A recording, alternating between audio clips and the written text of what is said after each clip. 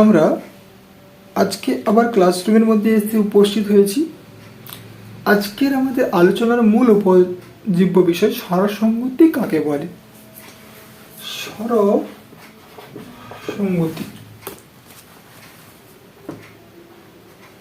স্বরসঙ্গতি একে আমরা আরেকটা নাম বলতে পারি স্বর সৌষম্য। কি বলতে পারি? সৌষম্য।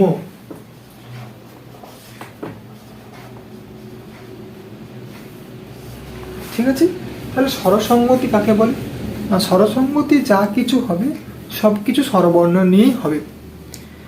তো আমরা কয়েকটা উদাহরণ লিখি, যেমন উদাহরণ থেকে একটু আমরা সংখ্যায় যাব। কাকে বলে থেকে উদাহরণ থেকে, যেমন ধরো বুড়া থেকে বললাম বুড়ো, আমরা বললাম হিসাব থেকে বললাম আমরা হিসেব। ওকে, আমরা বললাম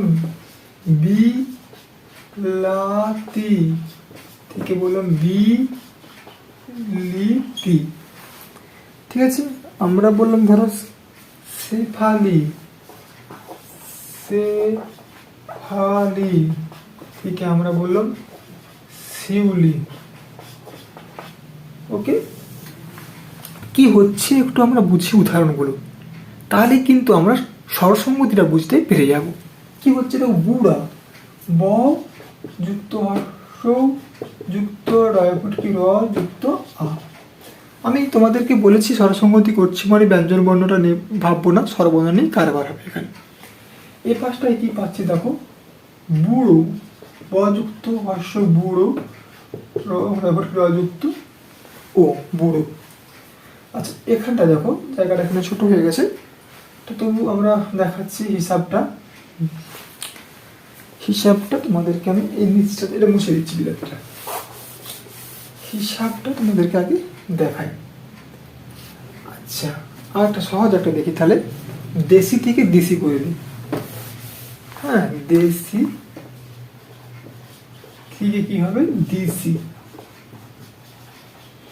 কি পাচ্ছি এটা দেখে, দ যুক্ত এ দেশি তালবস্য যুক্ত হস্য দিসি দ যুক্ত রস্য যুক্ত দিজি তালবস্য যুক্ত রস্য বিলাতি থেকে করলাম যেটা লিখেছিলাম বিলিতি। দেখো কেমন করে বুঝবো আগে, ব যুক্ত রস্য বি ল যুক্ত আ যুক্ত ত যুক্ত রস্যই ব বিলিতি বি ব যুক্ত রস্যই যুক্ত বিলি ল যুক্ত রস্যই যুক্ত ত যুক্ত রস্যই হয়েছে। শেফালি তালবস্য যুক্ত এসে এ ফালি ফ যুক্ত আ যুক্ত শেফালি ল যুক্ত রস্যই পাচ্ছি। শিউলি তালবস্য যুক্ত রস্যই শিউলি ল যুক্ত রস্যই। ওকে, কি হচ্ছে সমস্যাটা খুব ভালো করে লক্ষ্য করো, তাহলেই কিন্তু আমরা একসঙ্গে অনেকগুলো জিনিস জেনে যাব। কি না, স্বরসঙ্গতির যে চারটা ভাগ, সেই চারটা ভাগও কিন্তু আমাদের এখানে জানা হয়ে যাবে। তো সেই চারটা ভাগে মধ্যে পড়ছে, একটা হচ্ছে পগত স্বরসঙ্গতি, পগত, 2 নম্বর হচ্ছে পরাগত, 3 নম্বর হচ্ছে মধ্যগত, 4 নম্বর অনন্য অদন্তনিকার জফলা আকার দন্তন্বয় জফলা অনন্য স্বরসঙ্গতি। এই চারটা জিনিসও কিন্তু আমার এখান থেকে জানা হয়ে যাবে। দেখো, এটা যেহেতু বলেছি স্বরসঙ্গতি যা কিছু হবে সব কিছু কিন্তু স্বরবর্ণ নিয়ে হবে, ব্যঞ্জন বর্ণ নিয়ে হবে না। তাহলে এই ব্যঞ্জন বর্ণটা নিয়ে কিন্তু আমি ভাবছি না, এখানে রয়পুটকি এই ব্যঞ্জন বর্ণটাকে নিয়ে ভাববো না। ঠিক সেম ভাবে এখানেও এটা ঠিক, এটা নিয়েও আমরা ভাবছি না। এখানটা দেখো, এখানটা দেখো, এখানটাও দেখো, আবার এখানটাতে দেখো, এখানটাতে দেখো। এবারে আমরা উত্তর করার চেষ্টা করব।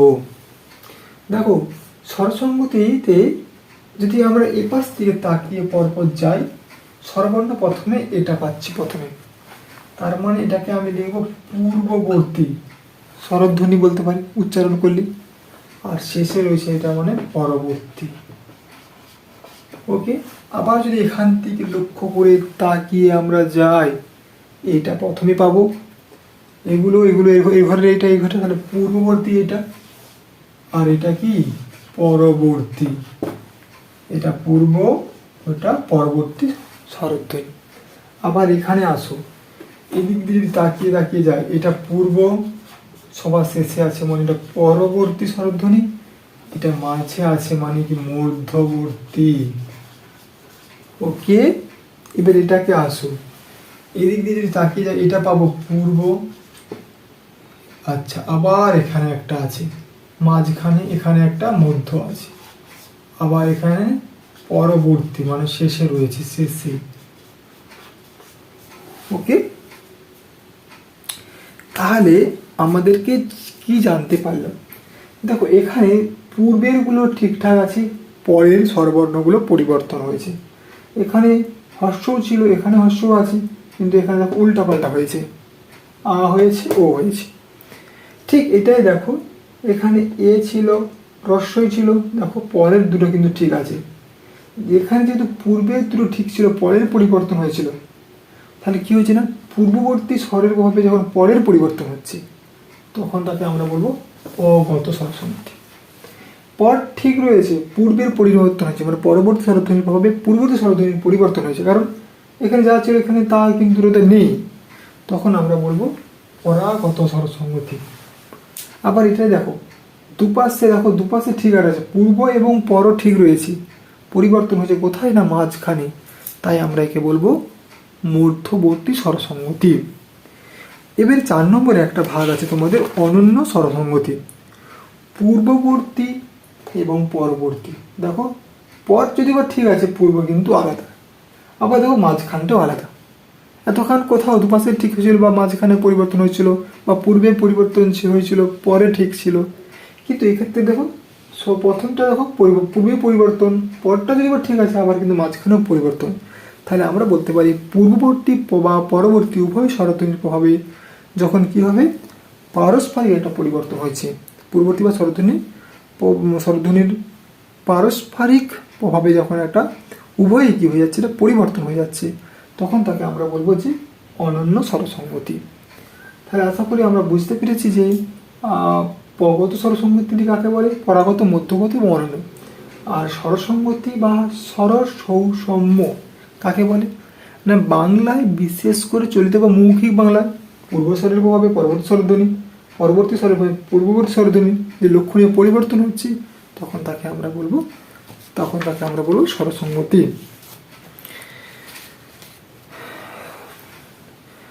এবং এই যে পরিবর্তন হচ্ছে তাকে আমরা কি বলতে পারি, স্বরসঙ্গতি বা স্বরসৌষম্য। আশা করি তোমরা সকলেই বুঝতে পেরেছো। তাহলে তার জন্য কি করতে হবে, এভাবে এরকম ভিডিও সবার আগে পাওয়ার জন্য লাইক, কমেন্ট, শেয়ার এবং সাবস্ক্রাইব করতে হবে, এবং এভাবে আমাদের সঙ্গে থাকতে হবে। চলো দেখা হবে পরবর্তী ভিডিওতে।